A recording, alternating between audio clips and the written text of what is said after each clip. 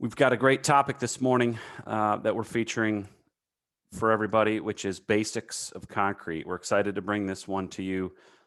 Any of you who've been through our concrete field testing technician certification classes have seen this information, but it's great information for those new to the industry, recent graduates, from undergraduate or other programs, those just getting into the engineering, architecture, construction industry. The basics of concrete, obviously the building block on which most construction projects use at least some of concrete. So this slide you see in front of you here is our sponsors that have sponsored either this entire series, Superior Materials, Levy Company, and St. Mary's Cement.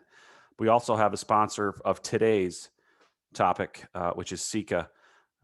It's interesting to me that all these companies are involved in the nuts and bolts, basic materials that go into concrete or use concrete, produce concrete on a daily basis, or some of the materials and admixtures and other things that go into concrete. So definitely a good set of sponsors, very appropriate for today's topic on the basics of concrete. Before we get into that, real quick intro on the format here on the Zoom. We're going to go approximately 1 hour. If we go significantly past it, closer to an hour and a half, your CEH, PDH certificate will reflect that. If you have any questions for the speaker, navigate to your Zoom control panel. There's a Q&A button. There's also a chat button. Please type your question in the Q&A. If you have other comments, you can feel free to use the chat, but we'll try to address mostly the stuff that's in the Q&A portion of your Zoom software.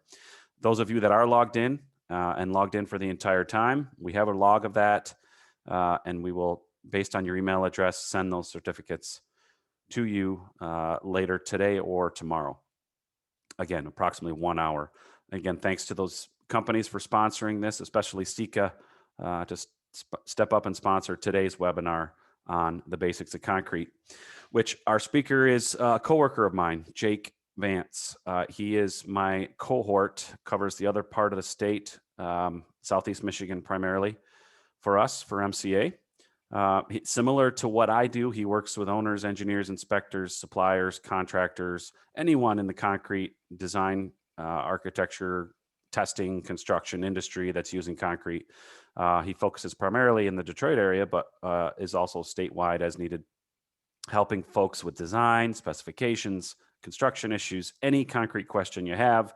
That's his and my job, and the association's job is to help all of you do what you need to do so you're successful with a nice concrete project. Has a lot of structural and CAD experience prior to coming to MCA just over a year ago. Those of you from Tri-State or Trine University will be happy to know he's also a graduate of Trine in Angola, Indiana, and is also a member of a bunch of other affiliate organizations. So you may see him around in the future if we meet in person at some of these types of meetings that you see pictured at the bottom there. So I'm going to hand it off to Jake, and he will get us started. Thanks, Jake.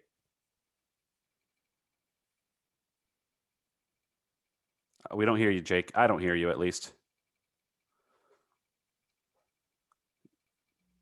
You're going to have to fix your microphone issue.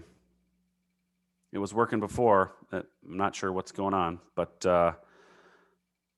it is not working right now.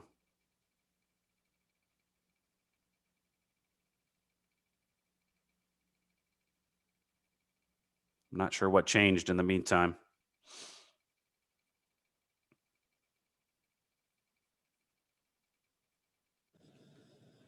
Just a second here. That I heard you just there. You heard me? Yeah. Is it good and loud and clear? It's clear enough. It's better than silence. Okay. You can turn your video back on as well, or are you going to leave that off? What was that? You going to turn your video back on or leave that off? Yep. No, I got it. Okay. All right. Excellent. I think this is just through the computer itself, but should be better than nothing. Okay. All right. Let's see here.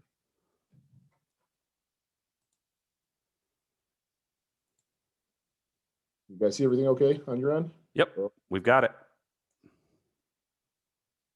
Hold on a second here.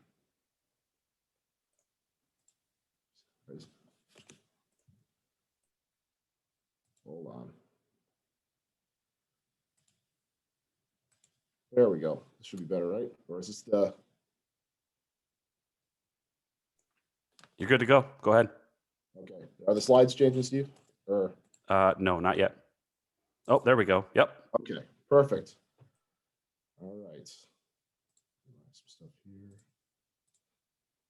All right, sorry for the delay, folks. Yeah, my name is Jake Vance, and I'm the Director of Engineering for here at, I'd like to thank everyone out here. We got, looks like 114 people. Just taking the time to come listen and learn about the basics of concrete. We're happy to do these webinars and just have an opportunity to use Zoom and reach out to more people at once and just to expand the knowledge of concrete overall. I mean, all the COVID stuff is, unfortunate, but to be able to use these avenues such as webinars and reach out to more people at once, you got to look at the positives, find the silver lining in things.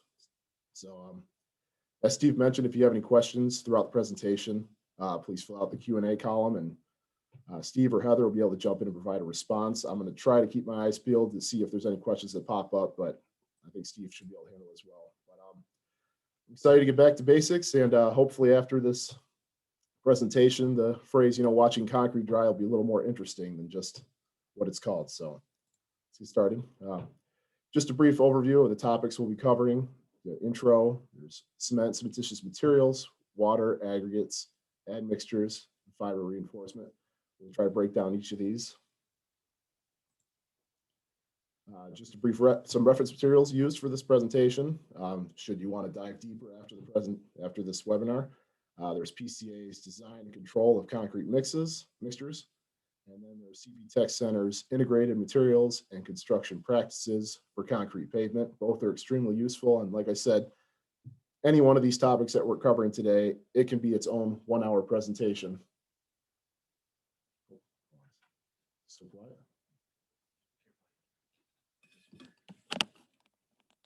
Okay. Can you guys hear me okay, Steve?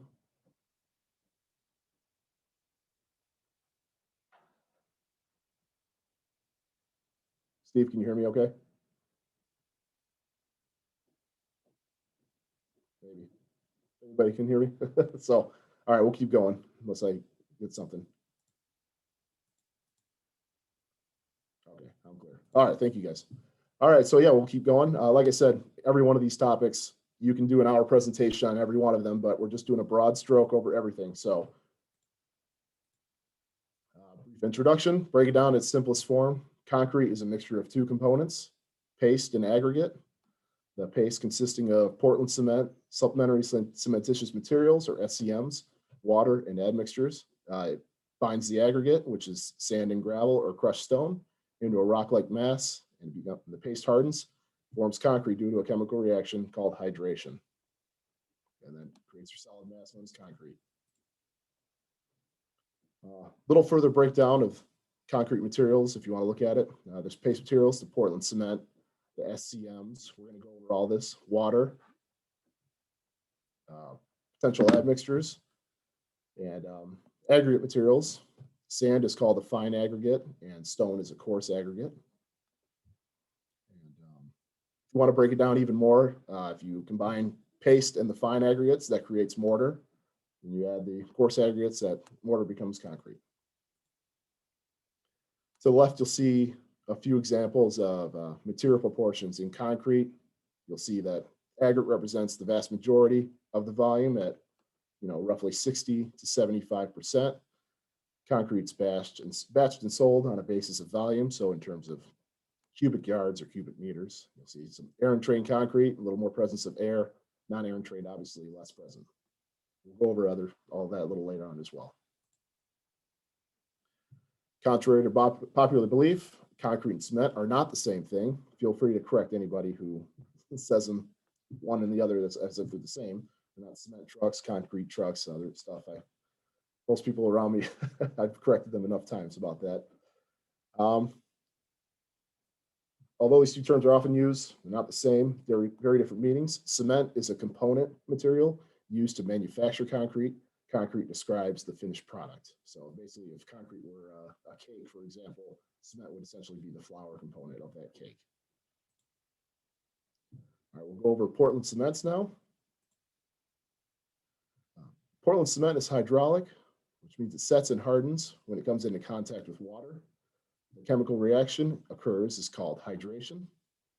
The name Portland cement comes from in 1824, Joseph Aston, who's an English mason, filed the patent for Portland cement. When hardened, it resembled the color of a natural limestone that was quarried on the Isle of Portland in the English Channel. So despite what you think, if the name Portland comes from Portland, Oregon, or Portland, Michigan, or something, it's actually the Isle of Portland in an English Channel. Some good stuff to put in your back pocket for conversation. Hydration begins immediately on contact and over time increases concrete strength. It takes approximately a quarter pound of water to hydrate 1 pound of Portland cement. That'll give you a water cement ratio of 0.25, which we'll go over a little later, water cement ratio. Any water added above that quarter, that 0.25, is more water for convenience used to facilitate the mixing and placing of concrete. Concrete at 0.25 water cement ratio is very difficult to work with. So you got to add a little bit to get it so you can work with it better. This is an image of it fades on me a little bit. I'm switching, trying to switch the mics so we can.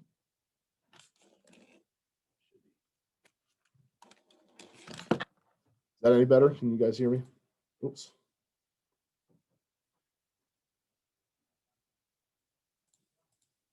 All right, keep talking. We're all good. Sorry about this. I'm having some issues here.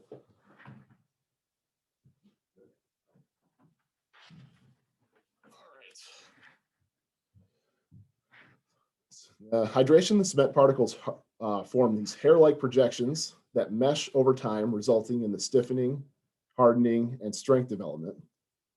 Chemical reaction is affected by ambient temperatures. So outside, if it's warmer weather, the hydration occurs faster. If it's colder, it slows down.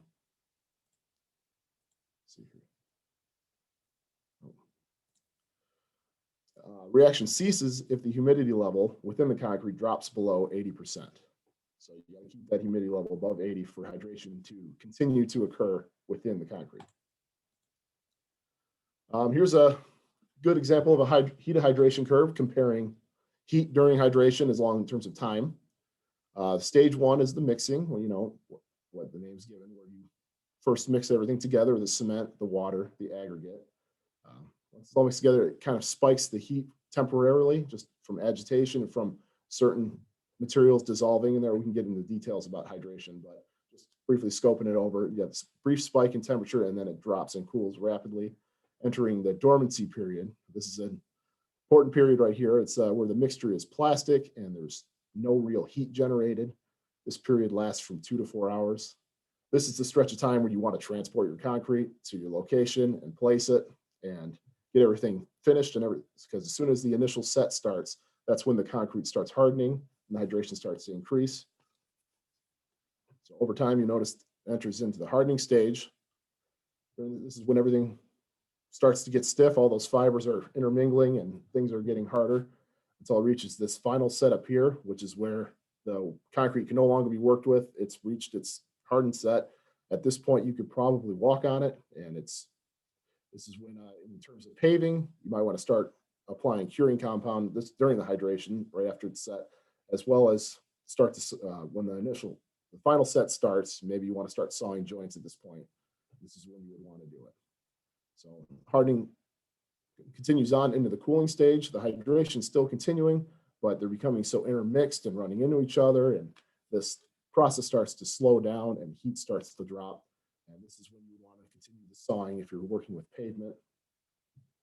And this continues on for so many hours. And then after that, and from the cooling stage, it enters into the densification stage, where this can continue on for years. The hydration, as long as there's still cement particles and water to hydrate, this process can continue for years and years. For example, Hoover Dam was built in 1936. There's still hydration continuing today in the Hoover Dam. So just to give you a brief example.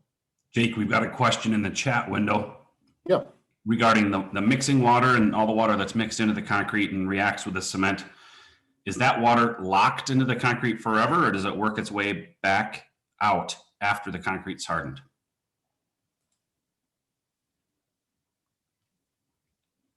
Steve, you got that one? Sorry. Yeah. Do you want me to answer that one? Yeah, yes, please. Sorry. Oh, sorry. I'm trying to work with my sound volume. Sorry. Okay. This is a good time for you to do that then.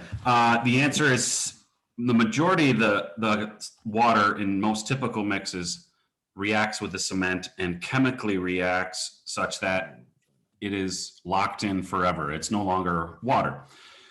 But most cement only needs a water cement ratio of about 0.25.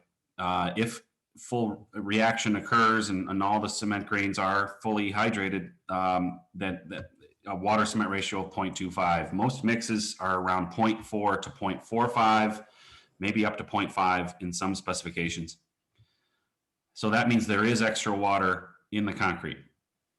And that extra water, either some remains in the concrete's never fully dried. It reaches typically a state of humidity within that slab, depending on the conditions. If it's an interior slab with or without a vapor barrier underneath, is it an exterior slab, sidewalk, curb, pavement, that we'll see additional moisture through precipitation and everything else.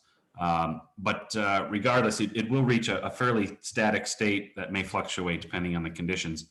But there is that initial drying, shrinkage, evaporation, etc., causes that volume change. And we do, the concrete does dry out somewhat during that curing stage or after that curing has finally occurred. So that's a long answer to a short question. But a lot of that extra water does eventually leave the slab, and if we can minimize that, we can minimize the permeability and minimize any reactions that might occur and maximize the durability. So that's why there are maximum water cement ratio numbers. Steve, we have an additional question regarding the Hoover Dam.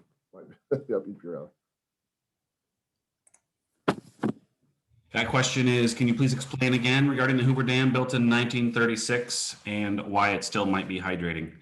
That was a mass concrete placement, and there were cooling pipes installed to take off all the heat of hydration that was occurring because of that. But that example is just because there is typically cement grains that are unhydrated, and as long as they have access to water, they will eventually hydrate.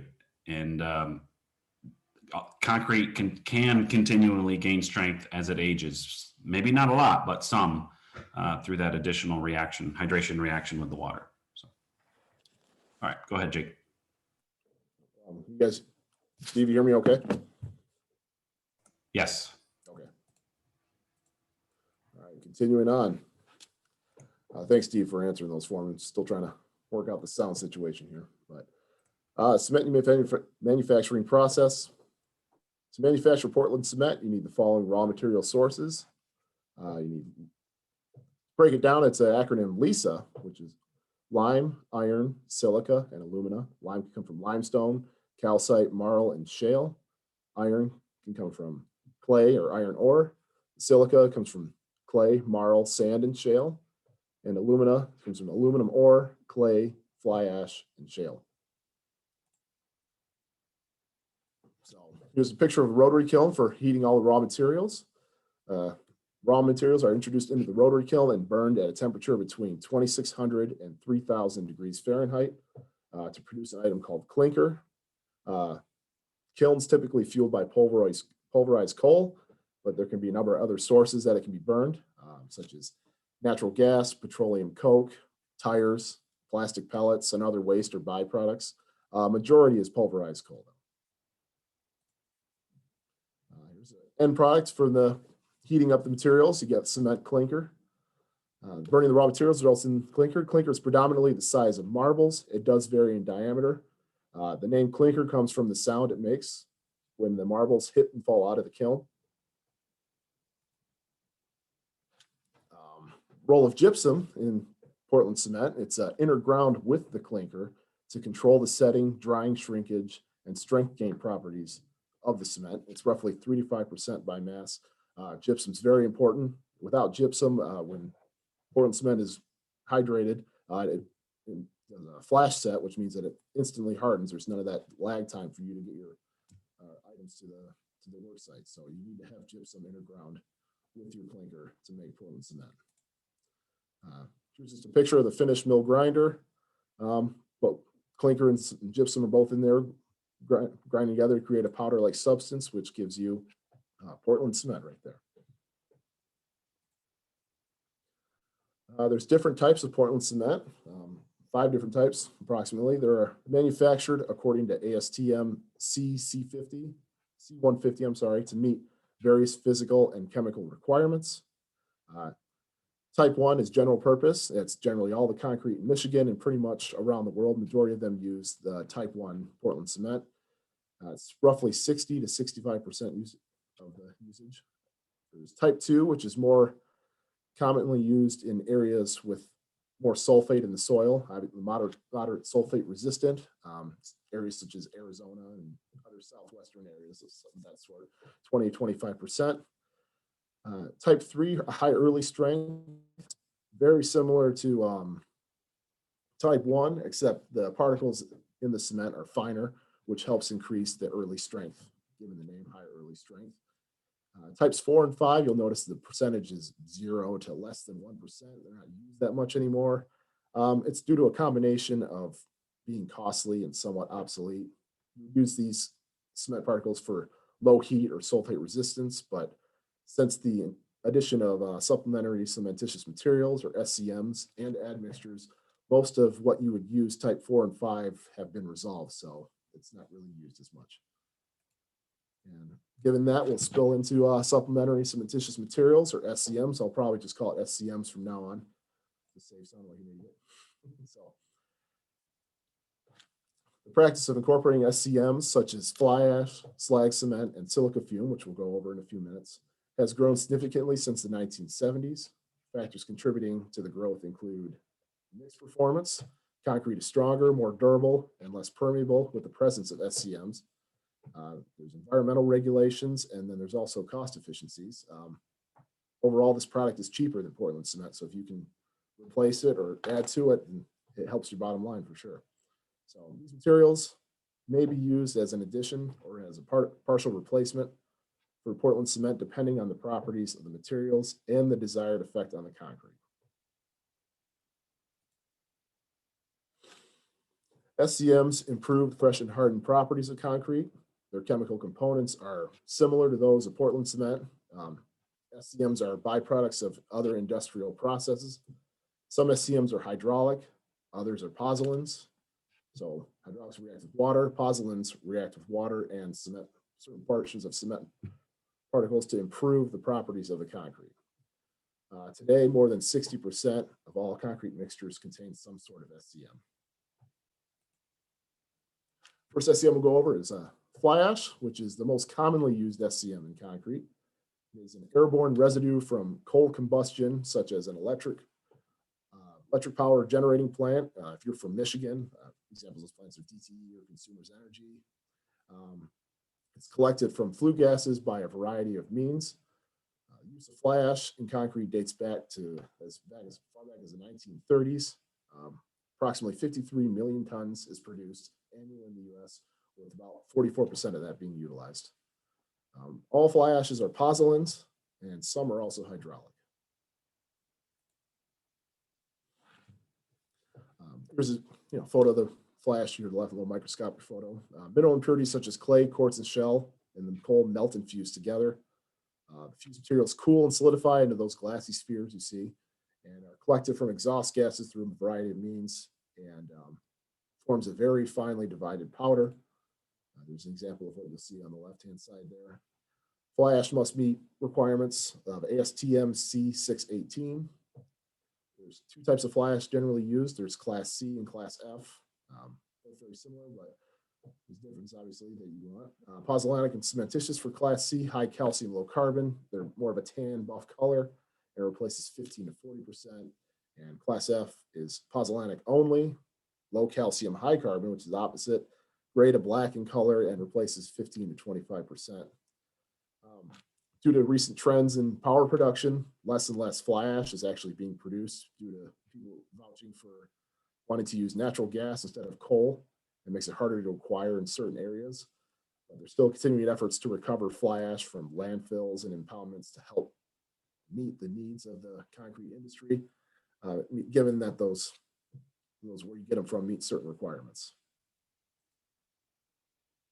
Next is slag cement. It's a glassy material formed from molten slag produced in a blast furnace. It's a byproduct from iron used in steel making. Heated to 2730 degrees Fahrenheit, and it floats above the denser molten iron, and it's sort of diverted and tapped away from the top, and then rapidly quenched with water, and it forms a glassy sand that gets grounded down to about the same size as Portland cement powder. So when it's grinded down and it's quenched with water, that slag cement develops cementitious properties. It's only used though. Sometimes when the slag gets slowly cooled, dumped and it's slowly cooled in the air, it develops no cementitious properties. It needs to be quenched, but it still can be used as an aggregate in concrete and other areas as well. Slag's been around for over 100 years, so it's not a new item by any means. Here's a photo on the left-hand side, just showing the tapping off of the molten slag from the top. Slag, just like any other section in concrete or portion of concrete, must meet requirements of ASTM. For this one, it's C989. When used for general purpose concrete, it typically replaces 30 to 50% of Portland cement. Slag cement is classified by its level of strength reactivity when compared to Portland cement. So it's either grade 80, 100, or 120. Jake, we're going to have you either stop and I can take over, or you have to get that headset working because your audio is fading in and out. Okay. What would you like to do? I'd like to continue. I'll try to adjust. This headset was working. I'll try to get it working again. All right, let's take a quick break and have you do that. Yep.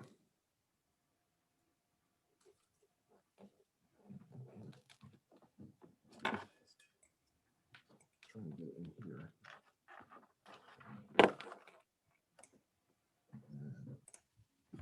We've got a question that asks, can you please explain strength reactivity?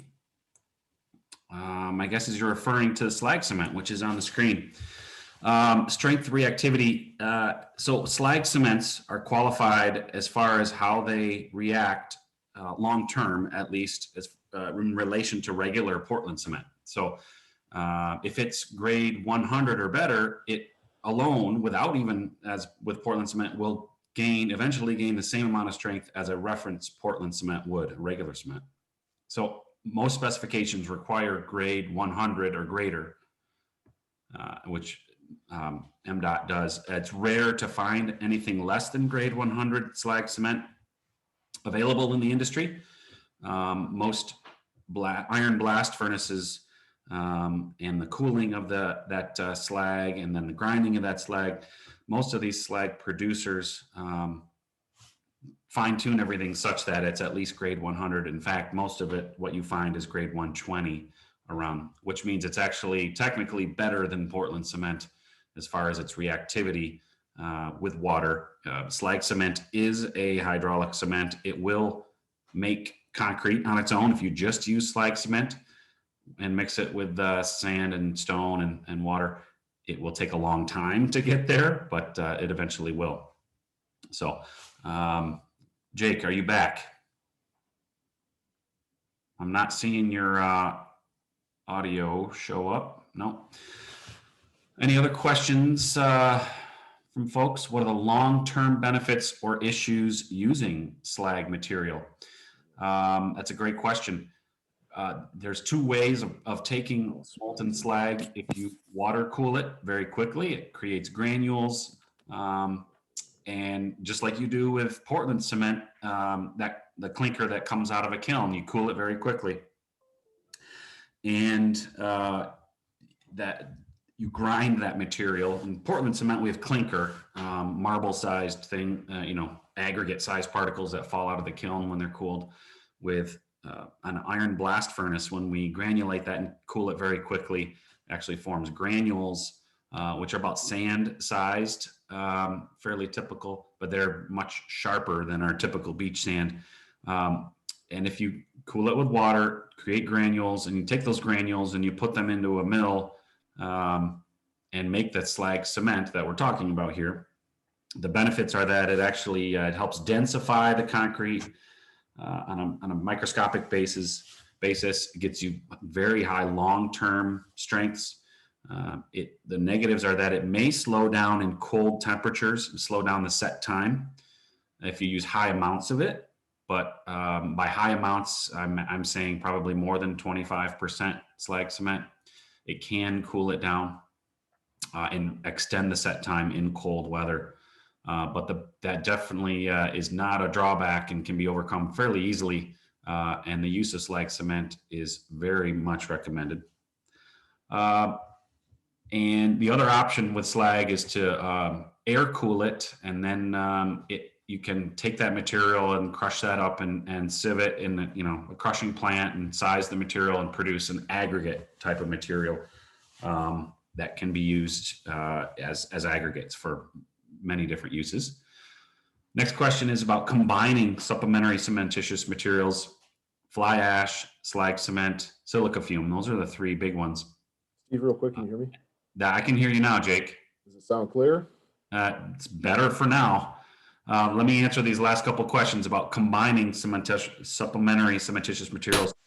If you use 3 or more powdered materials in a mix, it's called a ternary mix. There's 3 different, cementitious materials. So that would be the regular Portland cement, which we always have, which makes concrete. And if you use fly ash and slag cement, that's called a ternary mix. Or if you use fly ash and silica fume, or slag cement and silica fume. I've also heard of some folks doing a quaternary mix for all 4 of those cementitious materials. But yes, you definitely can combine them and actually have really good effects when you do use more than one supplementary cementitious material. The issue is having a plant that has separate silos, storage, batching, etc., of different materials. Not all plants can do that many different cementitious materials at once. You'd have to empty an entire silo and put an entirely different material in, or they're just limited by the number of storage that they have, the amount of storage they have at their plant.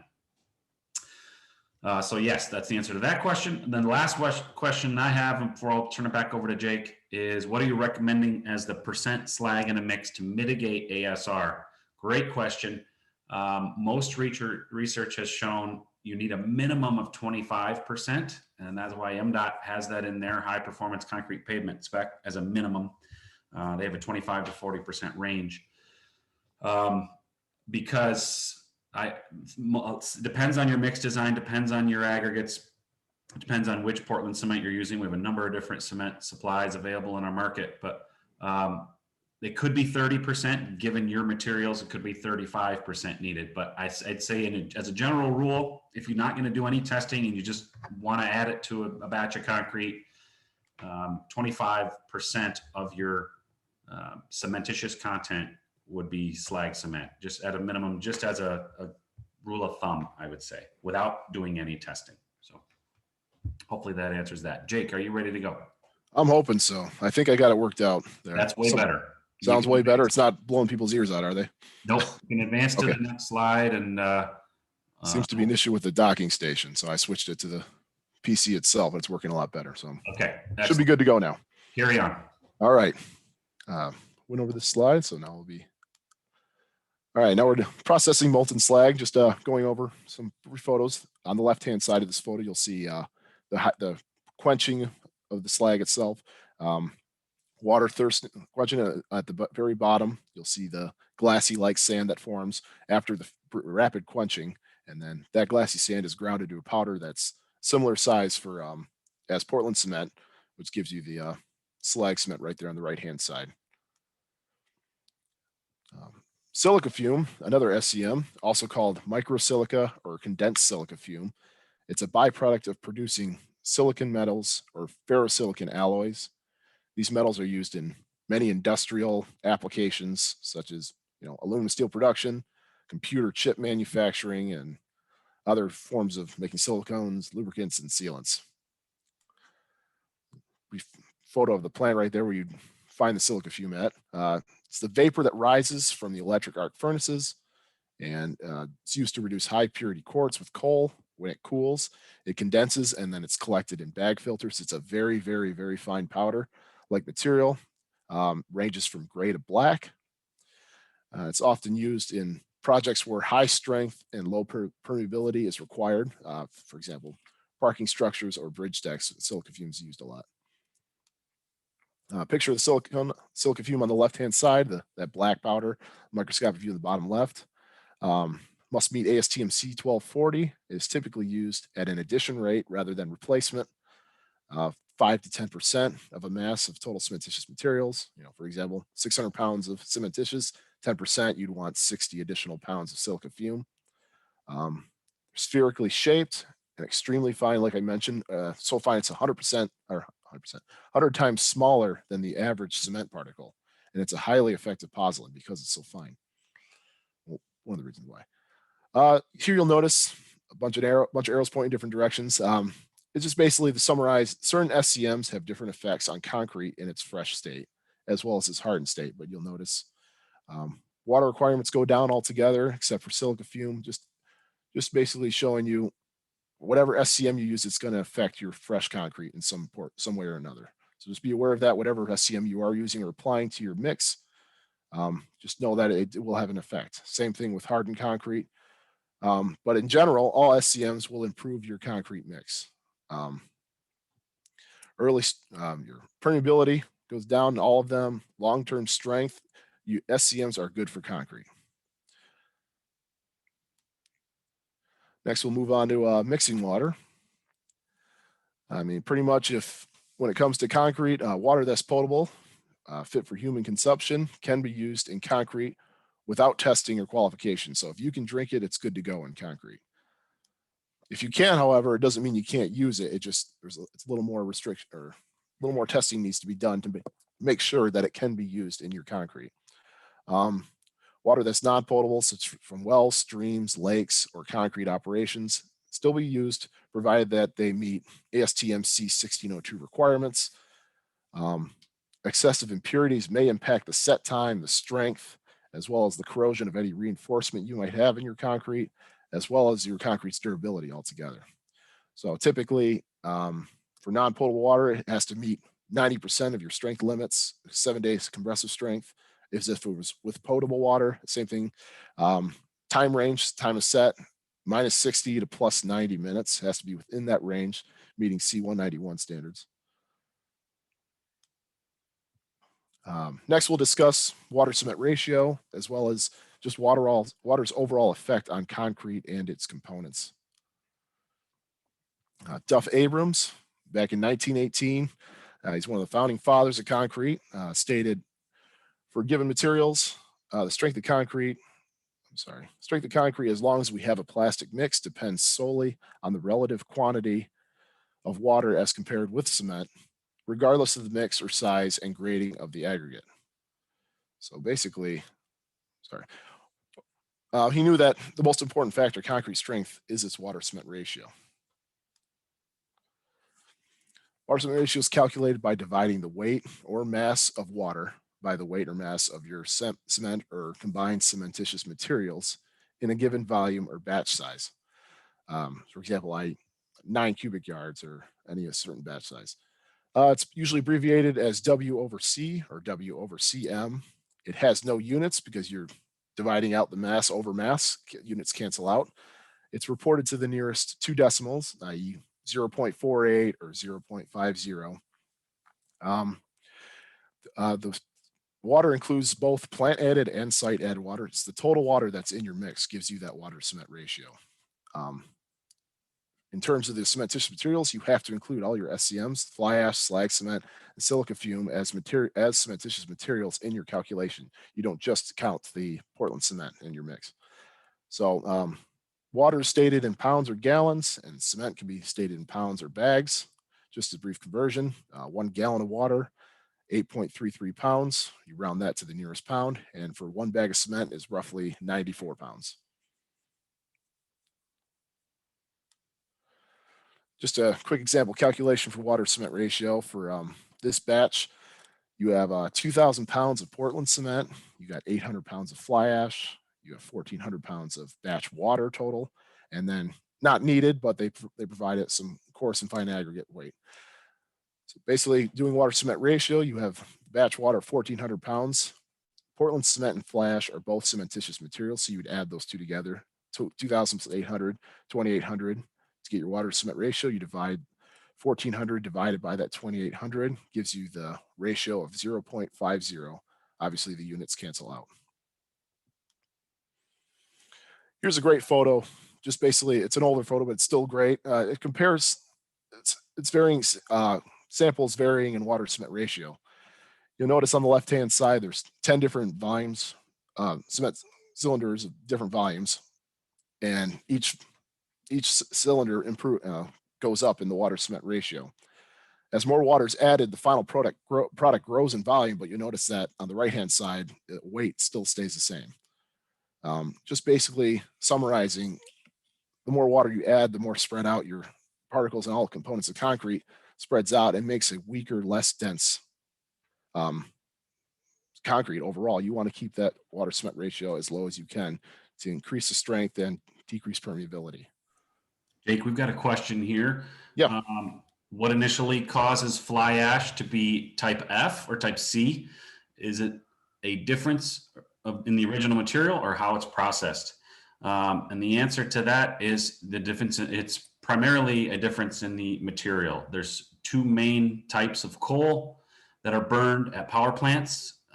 And the difference in coal is based on where it's from. You know, if you get a West Virginia coal versus a state of Wyoming coal out west, there are different types of coal, lignite, subbituminous, etc. Those are the two main ones.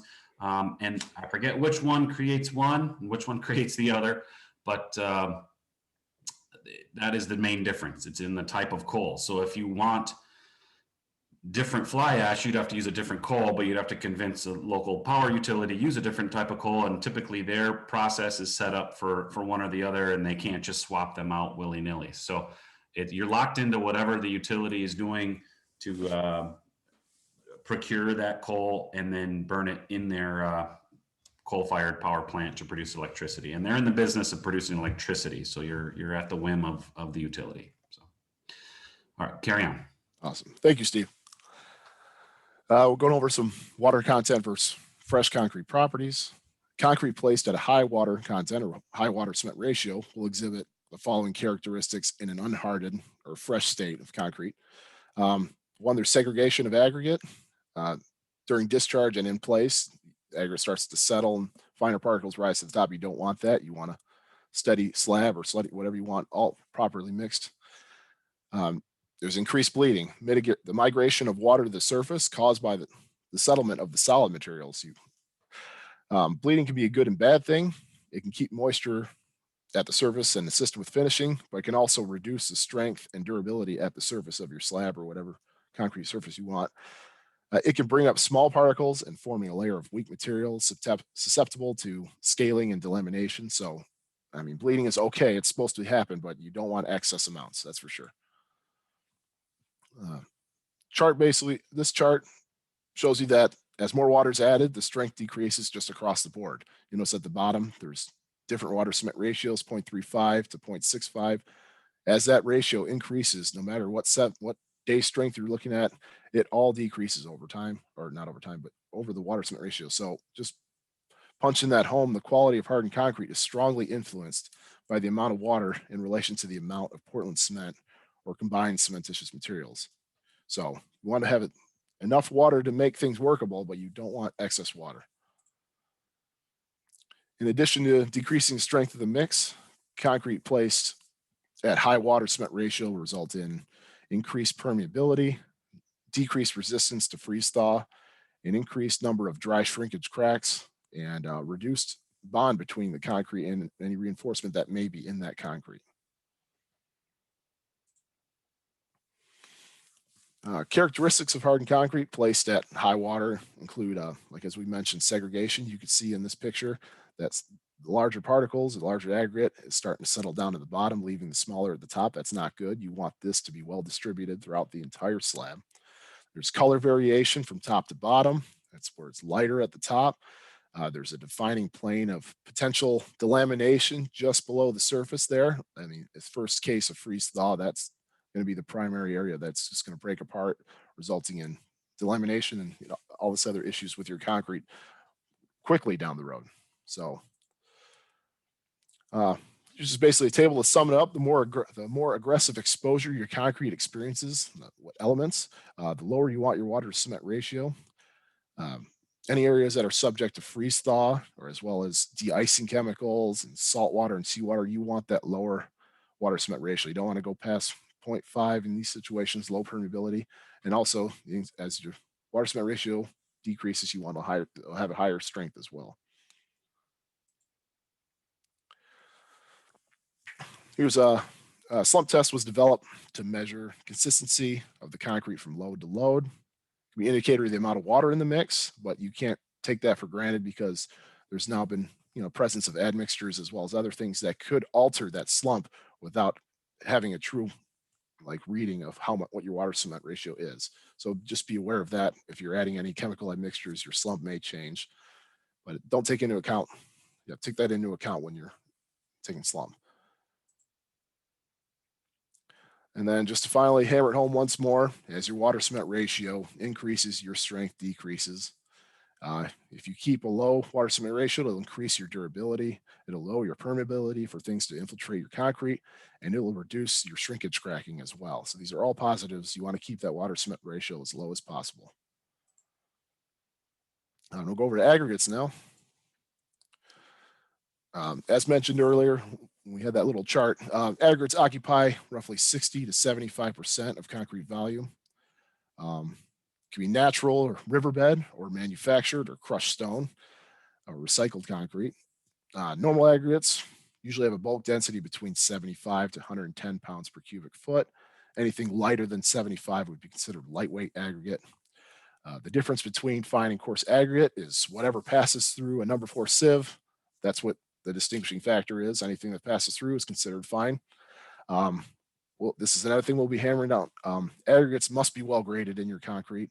And also they have to consist of clean and washed, hard, durable particles free of materials that could affect hydration and the bond with cement paste. So any aggregate you're putting in your concrete mix, make sure that it's washed. You don't know what's on the surface. You don't want to include any foreign bodies, any foreign items into your concrete that could greatly affect your final product. So make sure that all your aggregate is washed. Here's a little side-by-side comparison of the types of aggregates. On the left-hand side is the natural river gravel. Smaller percentage of that, it's more naturally, it's rolled, it's rounded particles. Smaller percent of that is crushed. Because they're rounded, it increases your workability, like when you're working with the concrete. It's typically used in interior applications. On the other side, we got crushed limestone. You'll see in these photos a bunch of jagged, obviously manufactured. You'll see a lot of angular particles, and because they're angular, it does decrease the workability, something to take into account. But because those angled, jagged particles, they also increase. There's also better aggregate interlock, which gives you a stronger concrete in a bonded paste. And also, this is typically used for exterior applications. Jake, we've got a question on Yeah. Q&A. Is there a benefit in using recycled concrete versus river rock? I'm going to assume that is in the concrete mix itself. And I will say that there are some specifications allow recycled concrete in the mix, but there are some that prohibit its use because it can lead, without good quality control and close attention to detail and the production and use of that recycled concrete, you might be setting yourself up for some uncontrolled issues. But with proper testing and everything else, recycled concrete can be used in concrete. And so given that, I would say river rock probably more predominantly used in concrete, particularly interior mixtures. A lot of exterior mixes require the use of a quarried limestone coarse aggregate, depending on your specification. And so I'm hoping that was what the question was referring to. It's used back into concrete. If it's for some other use, that would be a different topic. So go ahead, Jake. Moving on to the grading of aggregates. Well-graded aggregates are preferred because the smaller particles fill the voids between the larger particles and thereby maximizing your aggregate volume in the concrete as a whole. Result optimizes the amount of cement in the mix. Less cement, the better. Minimizing the amount of water that is necessary to coat the aggregate and fill remaining voids. The benefits are long-term durability, increasing strength, and decreasing permeability. So you look at the image on the right, you see brief comparisons of single-sized versus well-graded aggregates. You'll see on the left-hand side with just that one size aggregate, there's a lot of cement needs to be used to fill that void, a lot of extra water, and it's not optimal. I mean, as it gets further on to the poorly graded, you got two sizes, it's a little bit better, but it's still requiring a lot of cement. And then well graded on the right-hand side, those smaller aggregate particles fill the larger voids, requiring less cement, makes things cheaper, less cement needed for your job as well. It just makes a stronger concrete overall as well. Use of gap-graded aggregate, deficiency in certain sizes results in mixtures that segregate and require more water. That's two things you don't want. Very fine sands increase the water demand, while very coarse sands typically produce harsh mixes and are difficult to finish. Just reiterating, you want a well-graded aggregates, all different sizes, not just any spacing in there as well. You want to decrease any, you don't want any segregation as well as, moisture conditions of the aggregate. Just like a sponge, aggregates have an internal void or pore structure that at any time may or may not contain water or absorbed water in it. Depending on the moisture content, 4 possible conditions are: it could be oven dried, which mostly done and attainable in the lab because there's always some sort of moisture in aggregate for the most part, but in the lab you'll be able to cook the aggregates to remove that moisture altogether. There's air dry conditions where the aggregate can look like it's dry on the outside, but it still contains some sort of moisture on the inside. There's surface saturated dry, which is fully saturated aggregate and neither absorbs nor contributes water to the mix. This is optimal. This is what you want when you're putting in your concrete mix. There's also just wet aggregate. Like if you reach in a pond and pull out rock, it's just dripping wet. There's way too much water. You want surface saturated dry because you don't want any water in your aggregate to contribute to your final mix. Any excess water, it'll increase your water cement ratio. And as we stated earlier, that'll decrease the strength and durability of your concrete. But we also don't want air dry because we don't want the aggregate in your mix to absorb that water from your mix, thus dropping and make it harder to work with and other problems of that sort. So surface saturated dry is optimal. Some aggregates contain certain minerals that can react with alkalis and cement to form sort of gel that expands when exposed to moisture. The result of this reaction, it's known as alkali silica reactivity, or ASR. I know somebody asked a question about that earlier. It's cracking in the aggregate itself. And some specifications, such as MDOT, require testing fine aggregate to make sure that this won't be a problem, but also ways to address ASR is by utilizing SCMs in your mix, which is, as we discovered earlier, it's most of the time there's some sort of SCMs in your mix because they mitigate ASR by chemically tying up those alkalis that would cause it and normally cause these reactions. So instead of having an issue, it'd be resolved through the addition of SCMs. I've added this slide in here. Just the previous slide, you'll notice it's kind of a microscopic view. You see the crack, and just I wanted to add a few extra slides to see it's kind of like a webbing sort of deal, what it looks like in a finished concrete product.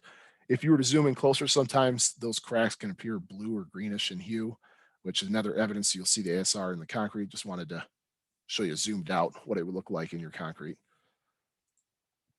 There's also pop-outs, which is conical fragments that break out of the concrete surface, just on the surface, leaving a void or shallow depression behind.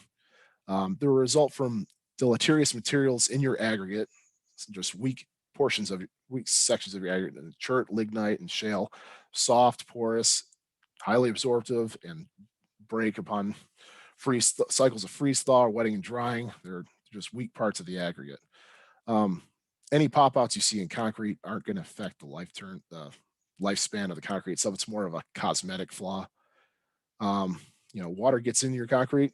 When water freezes, it expands roughly 9%. If it can't escape, then it expands in these weakened areas of the aggregate, breaks it off, and then that's what you get the result, these pop-outs. Moving on to admixtures. Pretty much admixtures are material other than the water, aggregates, cement, SCMs, and fiber reinforcement that's added to the concrete mixture immediately before or during mixing the fresh or hardened concrete properties. The four most common and the ones we'll be going over are air entrainers, accelerators, retarders, and water reducers. Just basically, just like any other portion of concrete, it has to meet certain specifications. Air entrainers have to meet ASTM C260. Water reducers, retarders, and accelerators have to meet ASTM C494. There's just some images of the different types of admixtures. Going over air entrainers first, but first we'll figure out what air entrained concrete is. Concretes that expose to cycles of freezing and thawing in a saturated conditions, they have to be air entrained. Microscopic air entrained air voids provide a sort of like pressure relief inside your concrete as ice crystals form in the pores and capillaries of the concrete. Air entrained concrete's been around since the 1930s. You'll see this image right here. It's kind of a zoomed in. You see all these microscopic bubbles dispersed throughout the concrete in this cross section. Air entrained concrete can be produced in one of two ways. You can use air entrained cement itself. Isn't really made that much or utilized anymore. Basically, air entrained cement itself would contain a sort of dormant air entrainer. The problem with that was to make an adjustment in air content or cement volume, you would be changing both at the same time instead of just one of them. So it's difficult to change, but it's still available, but not used as much. And what's used today mostly is adding air entraining admixtures or air entrainers. They're basically a dish soap-like substance that creates millions of these tiny microscopic bubbles that we discussed in your mix. And once your concrete hardens, those bubbles become little miniature air voids to provide pressure relief in your concrete. And these bubbles are formed through the agitation, through mixing your concrete and then placing and all that. There's two types of air that's in your concrete. There's entrained air, which we briefly went over, and then there's also entrapped air. Entrained air bubbles are the good air bubbles. They're stabilized as a result of introducing air entrainers into the concrete. Like I said, the bubbles are extremely small at 0.01 to 1 millimeters in diameter and are randomly distributed and not interconnected. So as you noticed in this photo and previously, they're not connected. Avoids that. And those, along with entrained air, there's also entrapped air, which is just another side effect of mixing. Mixing, handling, and placing, and largely a function of aggregate characteristics. These are basically unwanted bubbles that don't contribute to the pressure relief. They're just voids in the concrete. They're larger in diameter, usually starting at around 1 millimeter. And they, like I mentioned, they don't assist in freeze thaw. Just rather old photo, but effective. You'll notice on the left-hand side, this is air entrained concrete. And then on the right-hand side, you'll see some serious scaling due to non-air entrained concrete. There's nowhere for the water to go during freeze thaw, and expands, it breaks off the surface. You have this ugly looking surface. So air entrained is important. Air entrainer is a primary function of air entrained concrete. Like I mentioned, is freeze thaw durability, but there's other advantages as well. Having those bubbles in there reduces segregation and bleeding. It reduces the water demand because rather than having water fill those voids, it's filled with those air voids. It improves your mix pumpability. Those little balls act as little ball bearings. So when you're using it to pour or pump or work with, it makes it improved mix. So it also reduces your permeability in the concrete as well. Strength impact, it does have an impact on your strength. It's good to have these air bubbles, but not in excess. Generally, for every 1% of entrained air beyond the design value, concrete loses roughly 3 to 5% of its compressive strength. So it's good to have it, but don't have it in excess. Just some comparisons. Typically, design criteria in Michigan, you want a total air percent of around 6%. Testing criteria, there's roughly 6.5% plus or minus 1.5. MDOT's, this is, going by MDOT specs, action limits, which are limits that if your concrete is less than 5.5% or greater than 8.5, you can still work with it, but you have to make some changes. And then suspension limits are if your concrete drops below 5% or greater than 9%, that concrete is no good. You have to make changes immediately. So action is warning, suspension is stop all work and make some changes immediately. And total air content is not just your entrained, it's entrapped plus entrained air. Briefly summarizing this slide, all factors on the left have some sort of effect on your concrete's air content. If one change is made to any of these items, adjustments may be required for other factors to achieve balance. So as air content, as your cement content increases, your air content decreases, all this other stuff. So just be aware that any changes you make, know that it's going to affect the air content. Move on to accelerators. Accelerated admixtures are used to, given their name, they accelerate the rate of hydration or setting and strength development of concrete at an early age. These are typically used during cold weather conditions. As we mentioned a little earlier, as the colder the weather is, the slower the hydration process is. So adding these accelerators kind of speed up the process. Most common accelerator is calcium chloride. It's inexpensive. It's not an anti-freeze agent. In terms of dosage, it's around 2% by weight of cement or cementitious materials. If you're working with reinforced steel or other sort of steel in your concrete, make sure that you use non-chloride accelerators to avoid the risk of corrosion and other problems of that sort. Opposite of accelerators is also retarding admixtures or retarders. And they're used to delay the setting or hardening rate of concrete. They will not decrease the initial concrete temperature. They're typically used during hot weather conditions, used to offset accelerating effect on the setting, delay the set of concrete for difficult or unusual conditions, such as placement of large piers or foundations or pumping concrete over considerable distances. And it also, in terms of decorative concrete, it could delay the set for special finishing techniques, such as if you want to have exposed aggregate, you add the retardants to the surface and wash it away. Or if you have anticipating long transport times and you need that extra time, that dormant period, you can add those to get your concrete to location in time to set it properly. We now have water reducing admixtures or water reducers. They're dispersing agents that were developed to improve the efficiency of the water that you currently have in your concrete. They function by applying sort of a surface charge onto these agglomerated cement particles. And if you notice on the right-hand side, there's a good picture of kind of what it does. A reduction in the mixed water, agglomerated cement particles, it results in a reduction in the mixed water required to produce concrete of a given slump, and it increases in slump without changing the design water content. Pretty much it maximizes the water that you have in your concrete without having to add extra.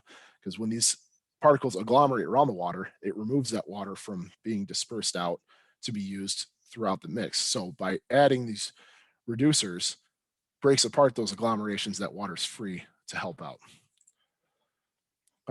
Three classifications of water reducers. There's type A, the mid-range and high range. It just all provides different ranges of water reduction depending on what your job is. It just certain water reducers may increase the air content in the mix as well, so just be aware of that. Next, we'll move on to fiber reinforcement briefly. Fibers are manufactured from multiple tons of different steel, plastic, glass, other natural materials such as wood cellulose. It can be in a variety of shapes, sizes, and thicknesses. It can be round, flat, crimped. It can change in lengths, 1/4 inch to 6 inches. It's added to concrete in very low volume dosage, usually less than 1%. Its main purposes are to provide secondary reinforcement, and it can improve impact resistance, abrasion resistance, early stage crack resistance, and toughness as well. So fibers are really important in mixes. There's synthetic fibers. They're man-made fibers consisting of nylon, polyester, polyethylene, polypropylene, all the polys. Polypropylene is the most common fiber type. The dosages range from 1.5 to 5 pounds per cubic yard. They're very useful in reducing early age shrinkage and subsidence cracking in your concrete. They're very common in concrete overlays. Most synthetic fibers are touted as a great alternative to using welded wire mesh, which we never really recommend anymore. Just wire mesh, just in terms of placement and the corroding and all of that, was not recommended. We definitely want to go towards synthetic fibers rather than mesh. There's also steel fibers. It looks like we have a question, Steve.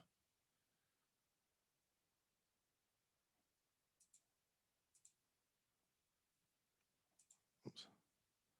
I'll continue on real quick though. Steel fibers are short, discrete lengths of steel in any number of cross sections. Most common applications for industrial floors. You want to be using steel fibers for the high load situations. Typical dosage is 25 to 50 pounds per cubic yard. They're used for shotcrete, like I said, bridge decks, airport runways, and highway pavements. Areas where there's heavy weight, heavy loads, you want to have the steel fibers to increase the strength of your concrete. Any surface corrosion because it is steel, any exposure to water at the top, it can sort of the orangish hue at some areas. It's just a cosmetic thing. It's nothing impacting your structural integrity of your concrete whatsoever. So, basic summary information we've got over concrete. It's a combination of these 4 components listed: cement, cementitious materials, water, aggregates, and admixtures. Each factor plays its own crucial part in making concrete the defining product it is. They have a great effect on each other, and it's constant balancing act, picking out best materials for mixing, placing, curing, and overall it creates the optimal product for each specific job. And that's about it. Thank you guys so much for listening in, and I'll hand it over to Steve. If you have any questions, please feel free to email me or give me a call. And also after these webinars, we're always open to suggestions for additional concrete webinar topics. So please feel free to reach out to me or Steve or Heather or anybody. I can hand it back over to Steve now. Thanks, Steve. Yeah, and glad we were able to work out the audio issues there, Jake. Yeah, no kidding. Thanks for being patient with me, everybody. Yeah, apologize to everybody for that. We are here at, what do I have, 10 after 11. We'll give everybody a little over 1 hour because we're going to have one more question here. Are fibers used only for pavement, or can they be used for vertical construction? I will say this, there's a lot of research into fibers, synthetic fibers, steel fibers, different shapes, sizes, things like that. They're not only to be used for pavements. We see some fiber manufacturers really pushing them for certain specific applications.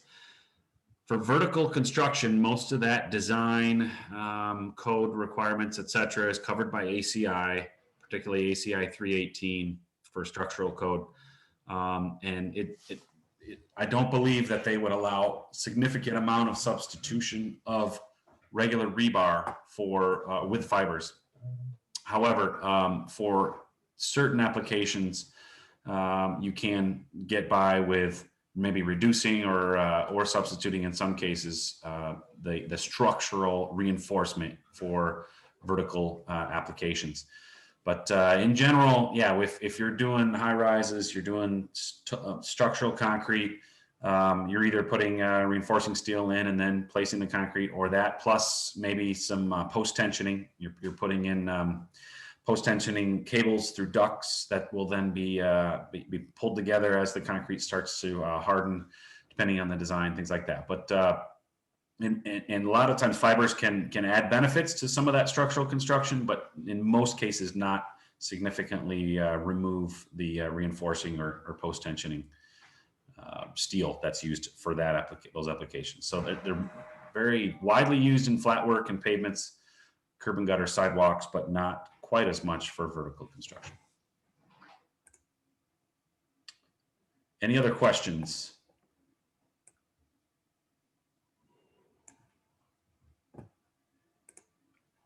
All right. Feel free to keep typing those in. I'm just going to bring up a summary slide here. Appreciate your time, Jake, and fortitude in figuring everything out. Yeah, hopefully not again dealing with this stuff. So yeah.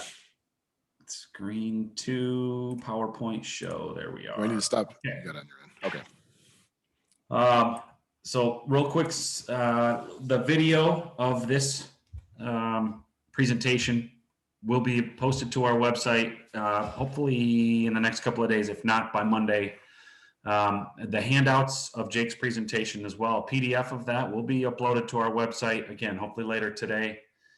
Feel free to go back to our website here. The annual conference link is there to then click in, and if you click that, the link that talks about registering for the individual webinars, you will get to the past ones, which have the videos and PDFs there. But we have a bunch more coming up.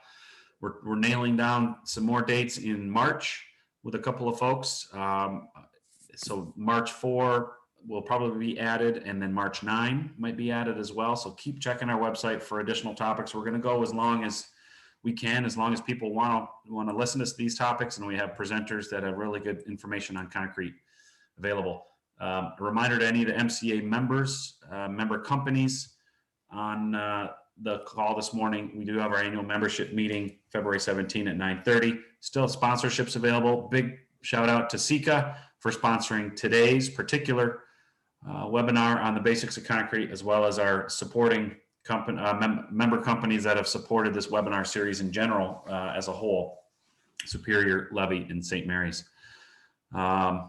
We do have a couple more questions on spall repairs. What product do you recommend for spall repairs or clay ball pop-outs? We've been using a Sikacrete 211 product, and I'll shout out to Silica there. Awesome. Is there anything else out there? I will say MDOT maintains a QPL, qualified products list, of spall repair products that are available to be used on their projects. So I would definitely look for that. You just Google MDOT qualified products list is how I find it on their website every time, because that'll bring you to the most recent version. They try to keep that up to date every 3 to 6 months, I believe. I think that's updated that often, quarterly or twice a year. And that you'll be able to look in there for spall repair products. My guess is that one or similar is on that list. I don't have a ton of experience with specific products. We try to stay away from that in general anyways, but there are a lot of good ones out there and some that have probably been used and don't work. So MDOT typically tries to maintain their list based on their experience for products that have worked well for them. So I would say look for that. That's a good starting point. There's new products being developed all the time, so I'm sure there are some that are not on that list that would work well for spall repairs, surface repairs in exterior concrete like that. So good question. All right. Anything else? Feel free to type that in. That's pretty much all we have this morning.